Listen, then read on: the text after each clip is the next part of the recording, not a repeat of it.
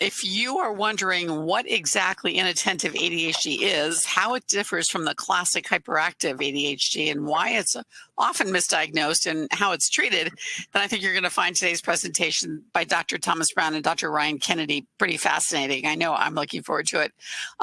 I would like to thank the sponsor of this week's ADDitude webinar, to whom we are also grateful, Play Attention. For over 25 years, Play Attention has been helping children and adults thrive and succeed at school, at home, and work, enhancing brain function and focus.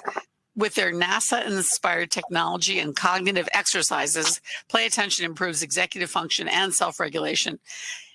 Each program, interestingly now, includes a lifetime membership and a personal executive function coach to help you customize the plan as you go along. So we really urge you to go to playattention.com/free-consult to schedule a free one-on-one consultation and discuss a customized executive function training plan just for you.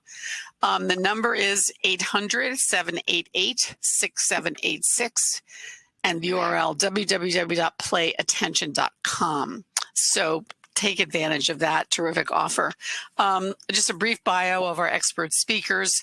Thomas Brown should be well known to all ADDitude listeners. He's one of the foremost experts in the field, a clinical psychologist with a Ph.D. from Yale University, where he served on the clinical faculty at the Yale School of Medicine for over 20 years, while also running a clinic for children and adults with ADHD and their related problems. He's an elected fellow of the American Psychological Association and the American Society for Clinical Child and Adolescent Psychology. He is the author of 7 books, each one of them absolutely a must read, just naming a couple: Smart But Stuck, Emotions in Teens and Adults with ADHD, Outside the Box, a great overview of ADHD, Rethinking ADD and ADHD in Children and Adults, and forthcoming ADHD and Asperger Symptoms in Smart Kids and Adults, which should be really well received. We're happy to welcome Ryan Kennedy today. He holds a Doctor of Nursing practice, and he's collaborated with Dr. Brown for over 12 years in all aspects of research, publications, and clinical practice. He's an associate director of the Brown Clinic for Attention and Related Disorders, where he specializes in assessment, behavioral, and psychopharmacological treatments for children and adults. Let me just note that the clinic's website is www.brownadhdclinic.com. Thanks very much, Susan. It's a pleasure to be with you. And also to be talking about the inattention aspect of ADHD. A lot of people, I think, overlook the fact that though this disorder, which we now call ADHD, has been recognized for a long time. It was first written about in the medical literature in 1902. In English. But the fact is that the emphasis was for years, decades, on little boys who couldn't sit still, wouldn't shut up, and were driving everybody nuts. However, the diagnostic criteria for ADHD for a number of years now have included a list of what you see on this slide, these 9 symptoms that have to do with difficulty paying attention to details and sustaining focus and attention, difficulty with organizing, and so forth. And this is the scope of what we're talking about when we talk about the inattention with ADHD. It's not a matter of not being able to focus on one thing. We'll talk about that in a moment. But let's take a look at some of the things that are included in this. We often talk about the ADHD as a problem with focus, but many people think of, oh, that means I should be able to zero in on one thing and really stay locked on it. Actually, it's not so much focus as in hold the camera still to take a picture. It's much more like focus on your driving. If you think about what you do when you're driving, you're not gluing your eyes to the bumper of the car in front of you. You're watching what they're doing, but you're also checking your rear view mirror and your side view mirror. You're also noticing a truck is backing out of a driveway. You're also noticing that the stoplight down the street is turning from green to red, and you got to get your foot off the accelerator and move it toward the brake. You have to ignore some of the things that might be going on alongside you as you're going along. And remember this and ignore that and be able to keep in mind what it is you've got to do to drive the car safely. And it's that sort of notion of being able to utilize these various aspects of paying attention and focus that constitute the essence of ADHD. And the term that we've been using to talk about this for a while now is executive functions. And by that, what we mean is it's a wide range of central control processes of the brain that serve to connect and then to be able to prioritize and integrate our cognitive functions for us moment by moment. And it's a very dynamic set of processes. And the metaphor that I often use for thinking about this is you picture a symphony orchestra where all the musicians are soloist quality, really very good at playing their instruments, regardless of how good they may be. If you don't have a conductor who can select what they're going to play and get each one to play his or her specific part in the same piece at the same time and keep them on time and bring them in and bring in the strings and then fade them out and bring in the brass and organize them and start them and stop them, without a good conductor, you don't get very good music out of a symphony. The problems in brain are not tied to one little part of the brain like, one instrument in an orchestra. It has to do, these executive functions are like the conductor of the brain's symphony. Now, in just a moment, I'm going to show you a picture which some of you may already have seen a lot of times, but this is the model of executive functions that I developed over the course of a number of years of talking with people with ADHD and trying to learn what their strengths were and what they were struggling with. And before I get into talking about the model, let me emphasize two things. One is, this is dimensional. This is not an all or nothing thing. It's not like pregnancy, where you are pregnant or you're not pregnant. There's nothing in between. It's more something that's, it's like a spectrum. It's sort of like depression. Everybody gets bummed out once in a while, but just because somebody's unhappy for a couple of days does not mean we're diagnosed them as clinically depressed. It's only when the depressive symptoms are persistent and making a lot of trouble for me to say, yeah, that's a depression. We ought to do something about it. And in the same way, all of these things that I'm going to be talking about are things everybody has trouble with sometimes. The question is, how much trouble? To what extent does it really get in the way? Now, the situational variability, the second bullet on this slide, is something that I'll talk about in a little more detail later. But let me just mention right now, one of the things you'll think about as we talk about this, hopefully, is that all of the things I'm describing are things everybody has trouble with sometimes. And that for everybody I've ever seen who has ADD has a few things they can do where they've got no trouble with these things, even though they may have a lot of trouble with them in a lot of other things they do, which makes it look like it's a willpower problem when it really isn't. But more about that in a moment. This is the model. There are 6 clusters. This is just one of a number of different models that exist for understanding ADHD, but this is the way I think about the combinations of functions that we call the executive functions. And these are the things that typically people with ADHD will tell you they have trouble with. Now, if you take a look at the terms at the bottom, activation, focus, effort, and so forth, these make it sound perhaps like it's all one thing, but the fact is that you could think about this better as sort of baskets of related cognitive functions. And then the other thing that needs to be said is that these are not, though we have little boxes that make it seem like they're quite separate, the fact is these aspects of brain operate in an integrated way, very dynamically. Third point, they operate mostly unconsciously, not in the old psychoanalytic sense of unconscious being repressed, but in the fact that they happen so fast with automaticity that we don't usually stop and think about them very much unless we're dealing with something that's unfamiliar or that's really stressing us out. Now, I'd like to take a few minutes just to talk about each one of these separate components, and then we'll go on from there, because I think it's important to look at the dynamics.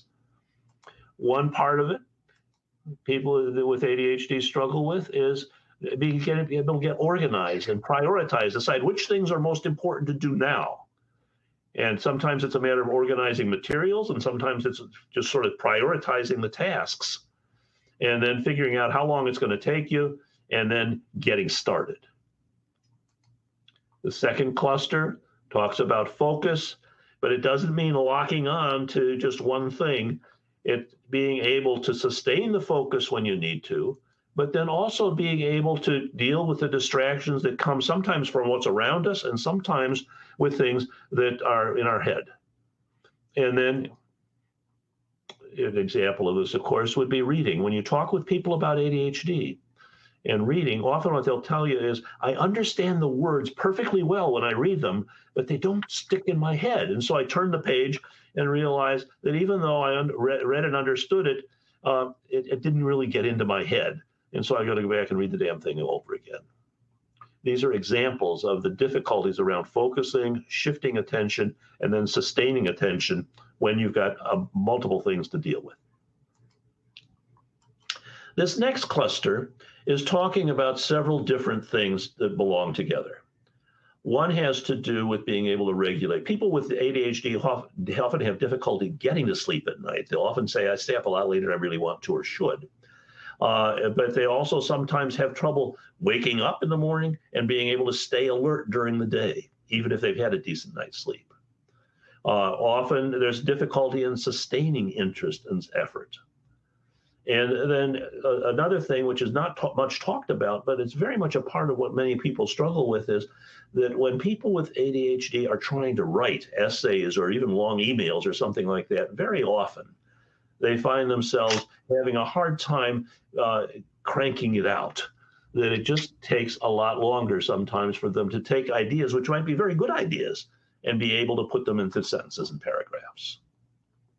The fourth of the 6 clusters, again, this is one that we're going to be talking about, but the fact is that this is not officially a part of the DSM-4 or DSM-5 criteria, and that is difficulties with managing frustration and modulating emotions.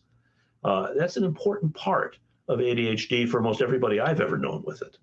And the difficulty is that sometimes the frustration a person feels, or the hurt feelings they have, or the desire they have to get something that they want to get and they need to get it now, or their worries, invade their consciousness like a computer virus that just gobbles up all the space. It's very hard for them to shift focus.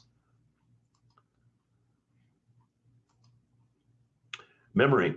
The biggest problem for many people with ADHD have very good memory for long-term stuff, but a lot of difficulty with their memory for remembering what they just were about to do when they went into the room to get something, or what they were going to say to somebody else, or what somebody else just said to them, as well as difficulty with prospective memory, with being able to remember that I wanted to stop and pick up some milk on the way home from work today because I'm going to need it for dinner. And the other factor is that this is a short-term working memory for the most part. It's not so much remembering things from a long time ago. Many times those are tasks that they can do easily. But it does include difficulty sometimes in being able to pull what you need out of the files at the time you need it. And then the 6th and final cluster is not just being hyperactive or impulsive. Many people with ADD are not hyper at all. And sometimes the problem is being able to get themselves cranked up to get going. But there are some people who, even as adults, have difficulty controlling, slowing themselves down when they need to slow down, and speeding up when they need to speed up to get something done. And being able to size up, monitor the action to size up how well it's going. And at the same time, modifying one's actions to fit the situation so that you don't end up doing something that later you're going to have to say, oh my God, why did I do that? But now these 6 clusters, they work together. But the puzzle, what I think of as a central mystery of ADHD is this issue of situational variability, because what happens is every person I have ever seen who has ADD has a few things they can do where they have no difficulty focusing, no difficulty sustaining their efforts. But at the same time, they're not able to focus as well for others. And usually it's either something that's really interesting to them or something where they feel like if they don't take care of this right now, something they do not want to see happen is going to happen fast. Now, there are 2 hypotheses about this that many people think, oh, that's just a willpower problem. You just need to try harder. I had a college kid one time who he said, I've got a sexual example for you for what it's like to have ADD. He's had incident. I use the term ADD and ADHD interchangeably in case you hadn't noticed. But this college student said, having ADHD is like having erectile dysfunction of the mind. If the task you're trying to do is something that turns you on, you're up for it and you can perform. But if it's not something that really turns you on, if it's not something you're really interested in, you can't get it up. If you can't get it up, you're not going to be able to perform. And in that situation, it doesn't matter how much you may say to yourself, I need to, I ought to, I should. You can't make it happen. It's simply not a willpower kind of thing. So what we're talking about is something that has a lot to do with motivation, but it's very specific to other people, and it's often unconscious processes. And what you're doing, I mean, it makes a difference who you're with. This example is from the time my wife and I were flying across the Atlantic. I had to go give some talks in Europe, and I was on a diet, and the flight attendant was passing out cookies, chocolate chip cookies they had just baked. And I knew that was coming, but I was on the diet, and I figured, well, my wife is with me. I don't want to have to listen to her tell me, well, you're doing so well on your diet and so forth. And then I looked and saw my wife was asleep beside me. And I think you could probably know what happened. And they offered me the cookie. I got one for myself and one for her and ate them both. Emotions tend to shift according to context. Like a kid who works very hard to get every term paper in on time may not give a damn about his paper because his girlfriend just broke up with him. That's all he can think about. Or somebody else who you could care less most of the time about getting schoolwork done may get really interested if they find out that they're going to lose their athletic eligibility if they don't get some grades up a little bit more than they are right now. So let's talk just a little bit about what's going on in the brain, because I think it's really important for understanding the role of medication for helping with ADHD. Everybody's brain has in it 100 billion neurons. These are so tiny that they're about 2/3 of the diameter of a human hair. And each one of them is interacting with over 1,000 others in these very complex systems that keep changing. They're working with low voltage electrical impulses to send signals through the brain, and they have to jump across gaps. And I'm just going to run you through a set of this is how complicated it looks, and then some, if you check it out under a microscope. But the fact is, the action is at the synapse. That all these networks, the connection points from one neuron to another don't actually touch each other. This is a single neuron, and here's where it gathers the information, and here's where it's communicating it. And what happened, it has to happen to get that electrical impulse from one place to another, from one neuron to another, is it needs to release, you need a release of a chemical that allows it to jump. And so it's made here in the tip of the sending side, and then there are receptors on the other side. And this is a space thinner than a piece of tissue paper. So the electrical charge comes here, and then you get the chemical release as it zips in. That sends the message across, hits the receptors, and then after the message goes zipping on, if it comes in strong enough. Now, most people with ADD don't have any trouble with strong signals for things they're really interested in or where they feel like they've got a gun to their head. And they don't want to see things happen the way they might happen if they don't take care of this right now. However, a lot of people with ADD have a hard time getting the strong enough signals in on things that are not really that interesting to them. And then what happens is that there are transporter cells, little protein cells here, and they have a job. They have to suck back up the chemical that's been released very rapidly so you're ready for the next signal that's coming through. So, and this is happening in 1 millisecond. You can get 12 messages across. It's that fast.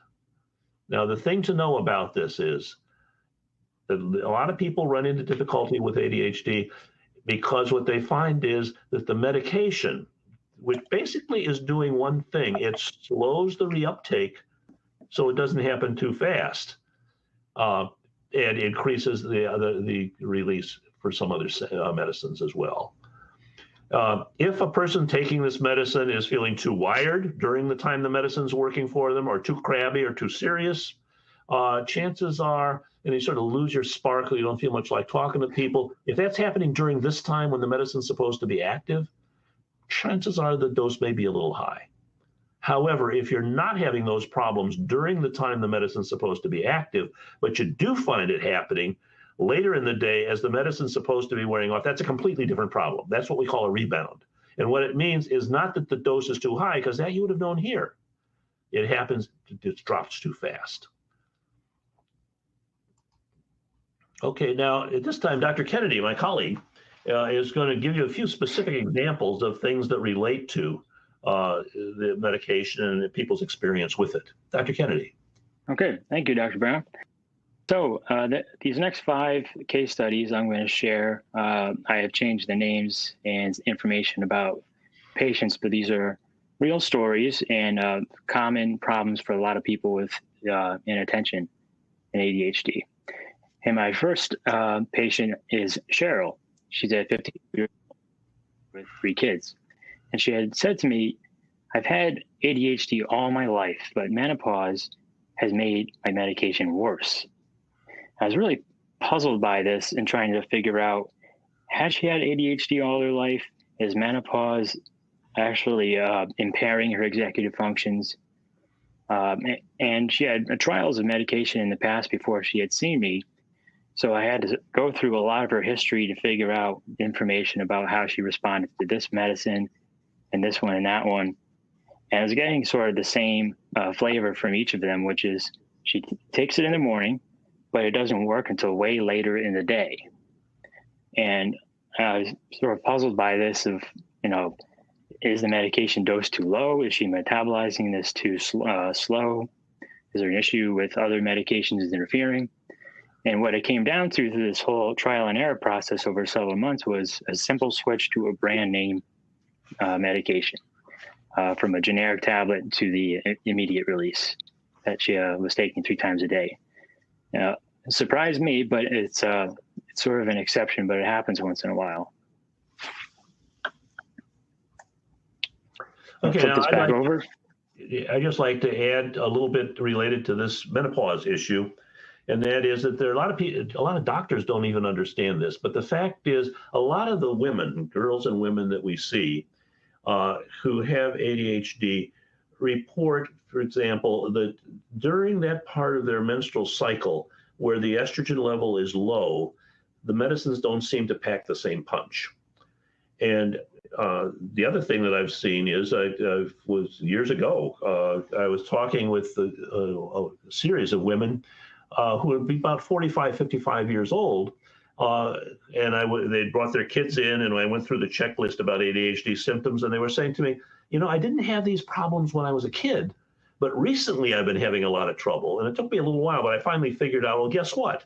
Estrogen is one of the primary regulators for the modulation of dopamine in the brain, which is the critical neurotransmitter chemical in the female brain for ADHD. And so what we've done now, we've published 3 studies. My colleague, Neil Epperson, Dr. Epperson works in psychiatry and also OBGYN, and myself and some other colleagues have published now 3 papers that have been published in the journal articles, medical journal articles, about how often women, some of whom have not had any difficulties with ADHD symptoms, experience difficulties characteristic of ADHD when they hit menopause. And we did these studies. The articles describe how we used ADHD medicines with them rather than trying to deal with it with estrogen replacement, which has some problems of its own. And it turned out that in the study, we found that a number of women who had not had a history of ADHD symptoms until midlife, as their menstrual cycle was gradually dropping off the amount of estrogen that was available, were experiencing the midlife onset of ADHD symptoms. And we found that the medicines that we were working with were helpful. If you're interested, the 3 journal articles are available free on my website for the Brown ADHD Clinic. Now back to Dr. Kennedy, please. Okay. So next is with patient Rory. He's in his late 30s. He's a successful lawyer and having a decent career, but he also gets into trouble at home and thinks of himself as pretty lazy. And what it came down to is he said to me, the medication's helpful during the week when I'm at work, particularly when I'm working alone.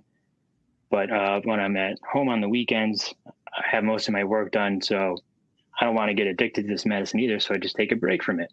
I hear these a lot, and I talk to people, individually about these sort of concerns. But for him, it seemed like it was becoming an issue over and over again.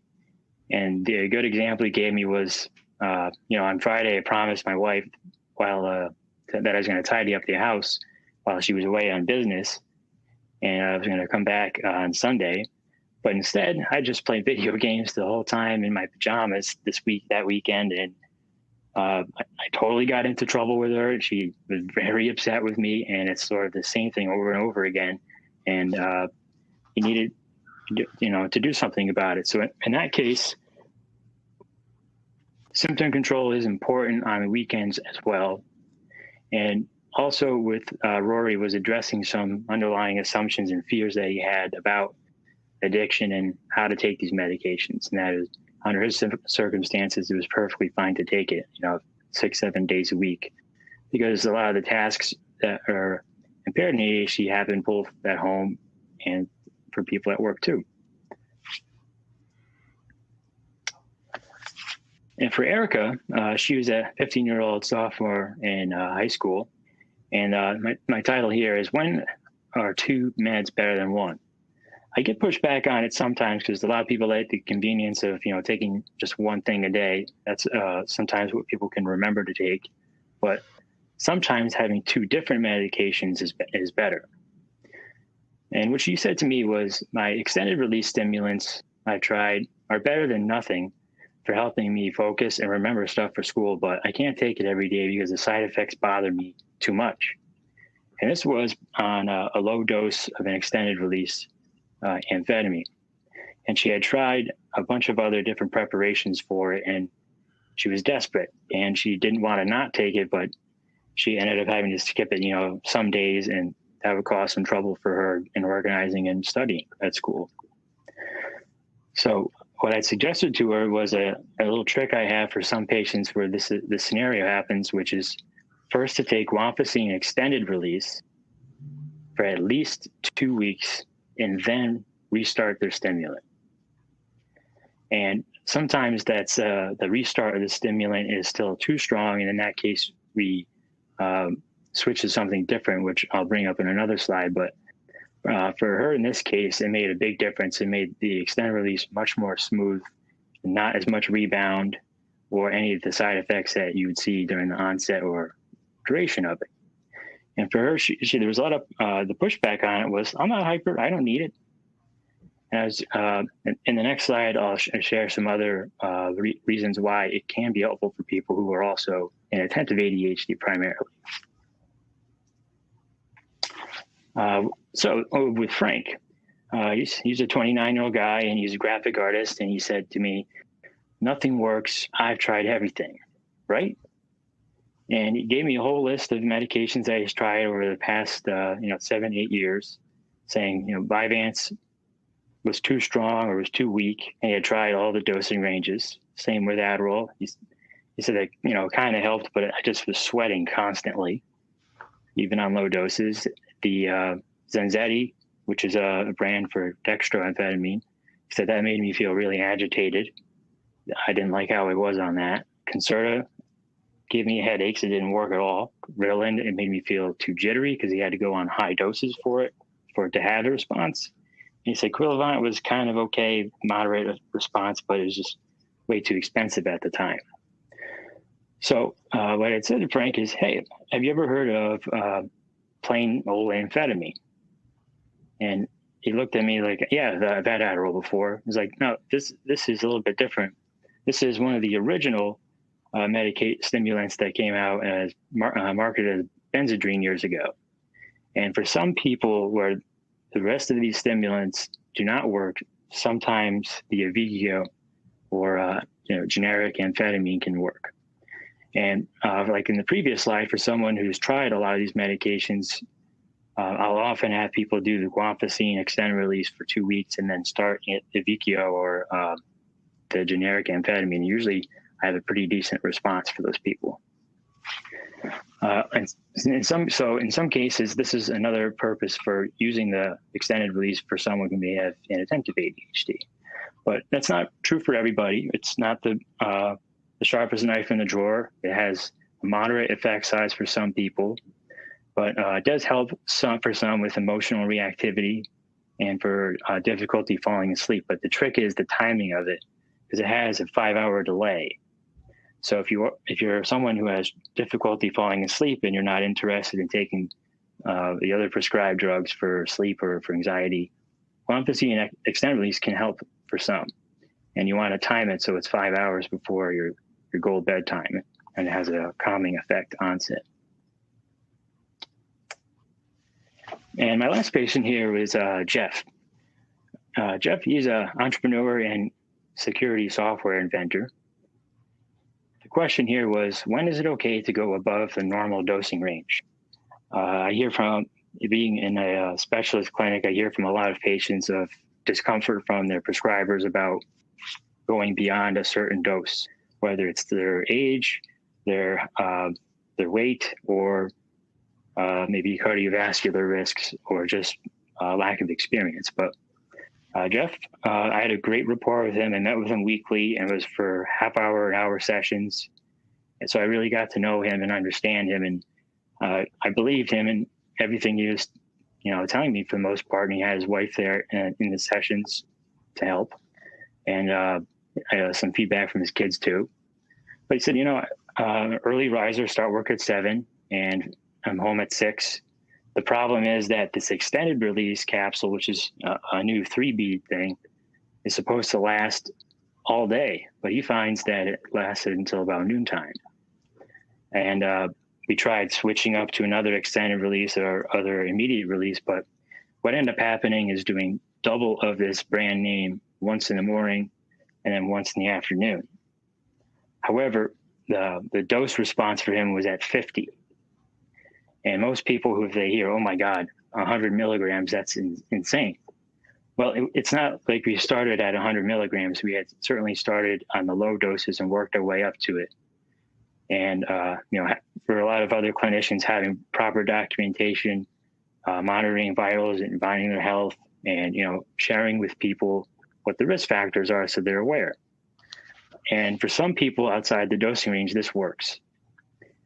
And because of the onset that is about 90 minutes or 2 hours for this particular extended release, we also added in the immediate release Adderall in the morning.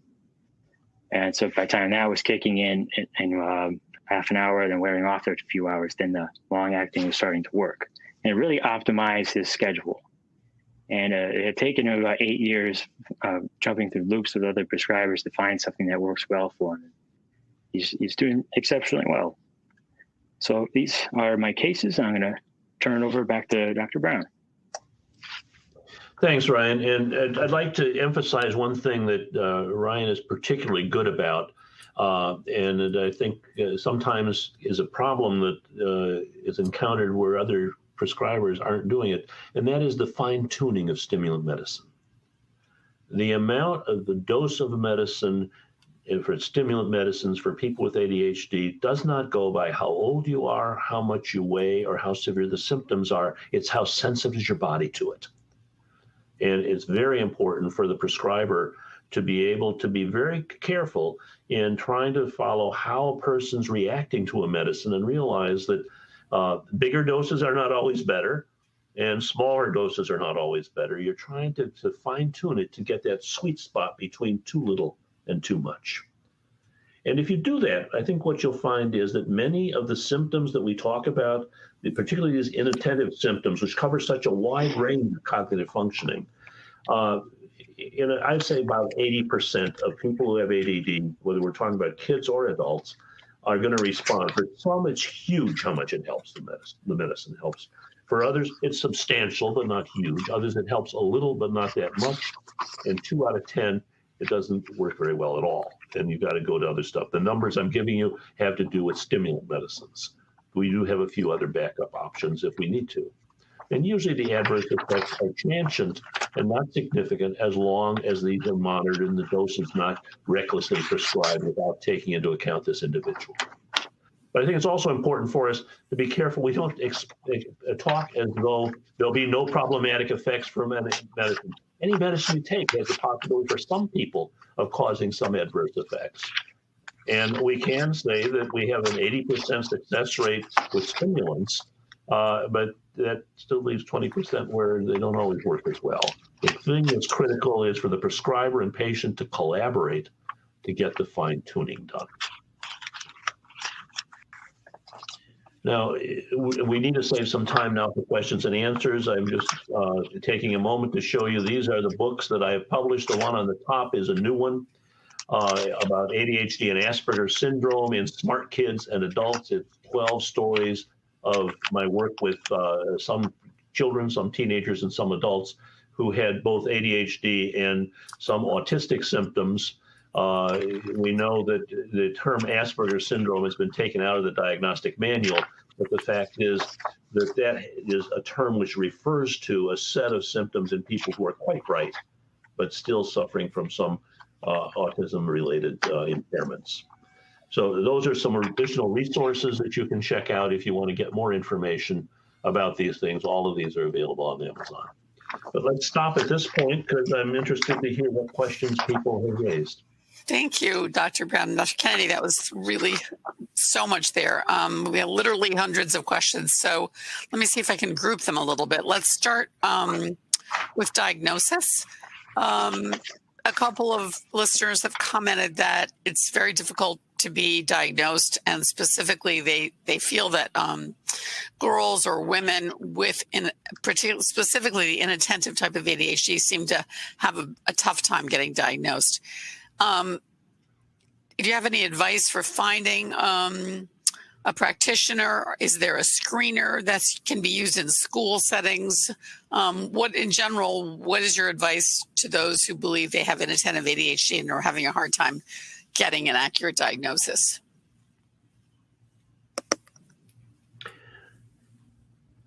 Okay, I guess we're both waiting because I'm not sure which of us you wanted to respond. But what I can tell you is that if you ask your primary care doc, sometimes they know people in the community who are pretty good at this sort of thing, because a lot of physicians, even some psychiatrists, have had very little training to refine their skills for dealing with ADHD.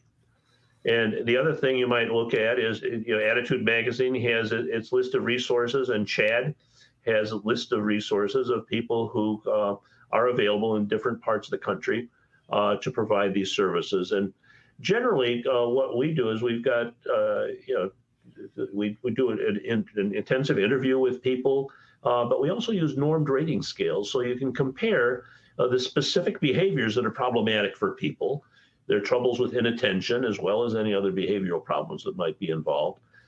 So you can see then, if you add up the scores on this, particularly if you can get self-report and also report from somebody else who knows the person well, a parent or a friend or a spouse, to take a look at those norms, that'll give you some idea of how much these issues that are being talked about are like the profile for somebody with ADHD. And for some adults that come in by themselves for an eval, it's really helpful when they have sometimes a parent or a sibling can jump on the phone just to fill in some information or even fill out a rating scale for us. But having teacher reports from elementary school or middle school, just to find a trail of the history of ADHD. And that usually makes clinicians feel more comfortable with accepting and acknowledging that there may be an attention problem. Okay. Any specific advice in terms of, someone mentioned specifically neuropsych evaluations? Yeah, I've got a strong reaction to that. I think that neuropsychological evaluations are not necessary or even helpful, usually, for assessing for ADHD. It's a battery of tests administered by a neuropsychologist in an office setting, which is focused on these things that are called so-called tests of executive function. And they're very good if you're trying to see if there's been damage from a stroke or from a head injury. They are not good at evaluating the various activities of daily life that people have to engage in, which is where you really see the difficulties of ADHD. So in my mind, that's an expense and a task that's not necessary and not helpful. But what is needed is to have a clinician who knows what ADHD looks like and what, how it's typical, what's difficult and typical for people of a particular age, and to be able to compare it with that. Somebody who knows ADHD, knows other things that are often comorbid with it, and who takes the time to be able to ask enough questions to really get a clear picture of daily functioning, which is not what you pick up in a neuropsych report. Mm-hmm. I think that's really an important point. We have a great article on ADDitudes.mag.com, by the way, listeners, by Dr. Brown about diagnosing ADHD and the different reasons neuropsychs, just as he described, don't pick up the key issues. Here's a person who says he's recently been diagnosed with bipolar disorder and autism spectrum, but really feels like they probably have inattentive ADHD. The assessments and questionnaires seem to miss the way you describe it in your model. How can someone like me get a correct diagnosis? And the comorbid questions, I think, are difficult for many of the listeners. Well, and they're difficult for a lot of clinicians because many prescribers, and including psychiatrists and psychologists, often have not had refined training about ADHD. And for example, with an adult, they have 6 times the likelihood of having another diagnosis along with ADHD, if you look carefully. Mm-hmm. Very often there may be bipolar disorder, there may be depression, there may be anxiety, there may be substance use issues. And it's really important to be dealing with a clinician who knows what these other things look like too, and who can sort them out and see, because sometimes, somebody thinks, oh, this is bipolar disorder, when it's somebody who just has particularly hyper ADHD. Right. And other times it might be classified as just depression, when in fact it is ADHD and a bipolar disorder. Right. This is like Dr. Brown says, that people don't come into our office with labels on their forehead. And sometimes we don't know the first time we meet someone, but sometimes we do after several sessions, and we pick up on a pattern. And at that point, if it makes sense, you can bring it up, because maybe clinicians are apprehensive about it or not sure, and having a second opinion can be helpful. But the treatment for it can be very unique for that sort of individual with Asperger's, ADHD, and bipolar, depending on what type. But having a specialist, I think, would be a good place to start. That makes sense. Another diagnostic question: what about how are you able to distinguish between anxiety and ADHD? Anxiety is a very common thing. For example, with kids, the prevalence of anxiety disorders in children is, in the general population, is about 5%. Among kids with ADHD, the prevalence of anxiety disorders is about 35%. Many of these other psychological and psychiatric disorders, and also incidentally learning disorders, which are often neglected, are far more common in people with ADHD than they are in the general population. And we could talk about what that has to do with the way the brain works, but for practical purposes, I think it's just important to be able to seek out a clinician if you've got a thing that's puzzling and it's not working out, to find a clinician who's a specialist in this and who is familiar with all the various presentations that often go along with ADHD, because very often it's ADD plus. Right. Usually in our evaluations, one of the questions we'll have is, do you worry more than most people your age? And then we ask for some examples. And from there, we can open it into maybe there's a rating scale that would help explain more, or just having more examples of what they're talking about. Yeah, and I think that also underscores the importance of having the evaluation involve enough conversation that you can actually get to the details. Mm-hmm. Okay. In our clinic, we have the luxury of spending 3 hours for an initial evaluation. And there are many places where that's not possible because of the cost and the availability of staff time. But the fact is, it does take some time to do a serious evaluation and get a clear picture, particularly when it's complicated by other disorders as well. We have a number of listeners who are talking about being diagnosed in their 50s and their 60s and even an 81-year-old. Are there any special issues related to being diagnosed, let's say after 60? Well, yeah, it's nice if the person who's doing the evaluation is familiar with how ADHD looks in people who are in their 50s and 60s. But the reality is, yes, there are some people who have lived with ADHD for all their lives and have thought, well, I'm just sort of lazy, or I'm just not very well motivated, or I worry too much. And sometimes it's not until their grandchildren are diagnosed that they think, some of these things really do fit with me as well. And we do now have some research which is accumulating that shows that many of these patients, are people who can benefit from the same treatments we use with people who are much younger. Are there any, some listeners have said that they've been told they cannot take stimulant medications because of age or hypertension or heart issues? Are there specific challenges to treating people who are older? Well, if you're treating somebody who, regardless of age, who's got cardiovascular problems, you've got to be very careful about this. And we would, in that situation, want to consult with a cardiologist to see about what is safe and what is not safe for them. We do have some non-stimulant medications which do not impact blood pressure particularly, but those are things that need to be evaluated. But it's also true that many adults in their 50s, 60s, and 70s have ADHD.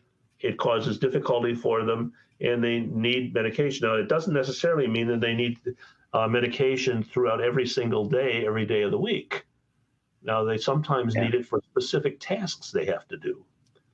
But those are we need to, one of the things that we ask of everybody is that they, before any prescription is going to be forthcoming from our clinic, is that they get a physical examination from their primary care doc.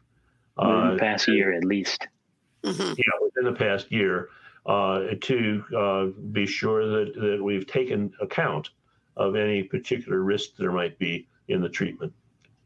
And even if someone has a heart murmur or an arrhythmia, it wouldn't automatically disqualify them from having stimulant treatment, but the clinician should be cautious and, follow protocol of having a cardiology consult. And if you have clearance from them and you feel comfortable prescribing them carefully, monitoring them closely, I think you can make a treatment plan with a stimulant.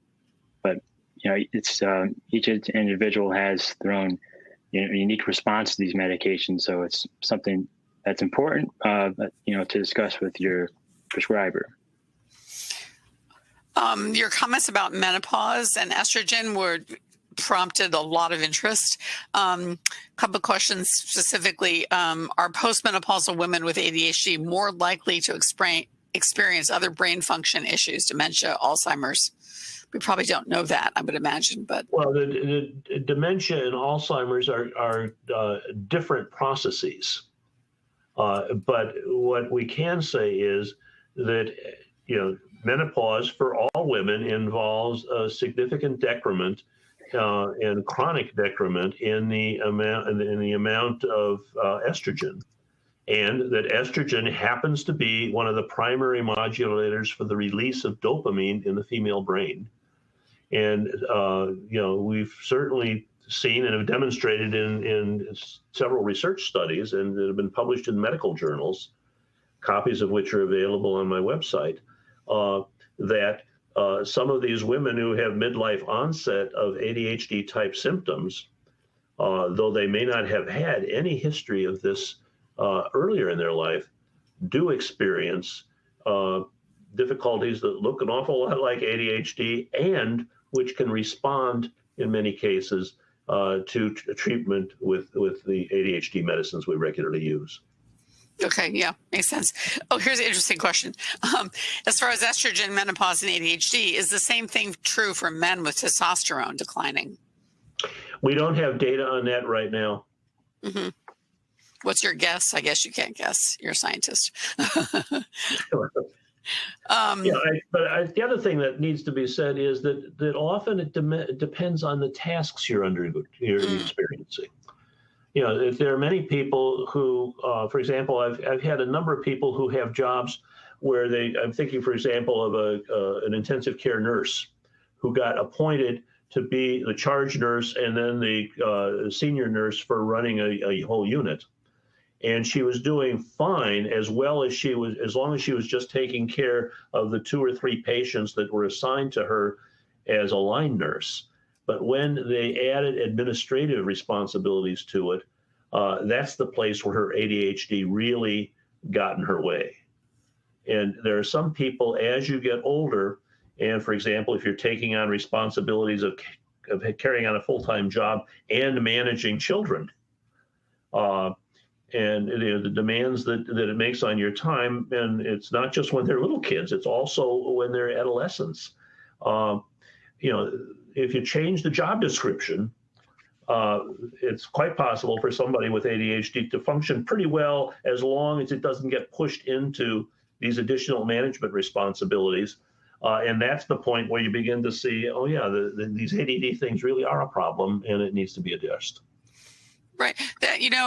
People do wonder, estrogen aside, whether aging is associated with symptoms becoming more difficult. So this person says, I was diagnosed at age 65 and concluded that aging made my symptoms much more pronounced. And another person... Well, it does. And I can tell you that, for example, I have trouble sometimes in recalling the name of a medicine that I'm used to talking about daily. Mm-hmm. And I think most of us, as we get a little bit older, find that some of our memories remain very much intact and very accessible. And then sometimes names of objects or persons or processes become quite elusive that you used to be able to manage. Aging does have an effect on it, on all of us. Right. And it's in different ways for different people. But I think that does not mean that it's impossible for us to provide some help. We can't change the structure of the brain, but if the brain is having some difficulty with ADHD type symptoms, it's possible we might be able to address it with medication. Okay. Flurry of questions from people who are looking for medical treatment of ADHD. So, for example, is there any evidence-based, non-pharmaceutical, non-stimulant treatment for improving focus in adults? One question, or a similar question. My daughter and I have inattentive ADHD, and we are looking for a non-prescription solution. Okay, well, you can be looking for a non-prescription solution, but the reality is there's not much you're going to get that is scientifically demonstrated to alleviate the symptoms of ADHD. One exception, maybe sorry, I'm cutting you off. Well, let me just finish what I was trying to say. That there certainly are ways in which medicines are not going to fix everything, mm-hmm. and some people where they just don't work. And but the fact is that there are, and I don't think most of the people we see need some help besides just medicine. It's not like pills are going to teach skills. This is not a situation where medicine fixes everything, but if you look at the scientific evidence about the effectiveness of most of the treatments proposed for ADHD, whether it's changing a diet or adding some new nutritional compounds or something like that, the evidence for this does not hold. And it just is not very impressive. Like you can treat pneumonia without medication, but the fact is it doesn't usually work out very well. Would you, in a case where someone really cannot or will not take a stimulant medication, would you recommend coaching, or are there other cognitive behavior? Coaching can be helpful, but the fact is, if the issue is how the person's brain is operating, mm-hmm. the coaching isn't going to change the chemistry of the brain. And ADHD is fundamentally a problem in the dynamics of brain chemistry. And if you're going to make an intervention that's going to make much of a difference, coaching can help, sure, with the right coach and the right set of tasks that you're trying to deal with. But if you're trying to change how the brain chemistry works, there's not much evidence that shows that anything other than medication is going to be very substantial in its impact. Okay. All right. A last question, which is a little bit on the humorous side, maybe not if it's the person who wrote it. And this is about living with ADHD, with people with ADD and ADHD.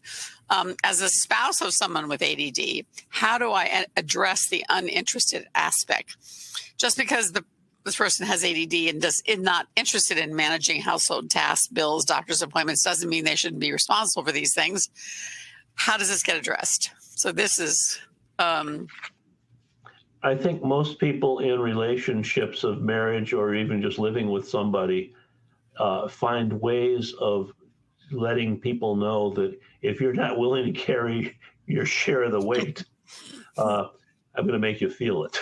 And ADHD is not an excuse for taking some responsibility for what needs to be done in a household or in a job. Right. Okay. With that note, let me thank you both for an extremely interesting presentation.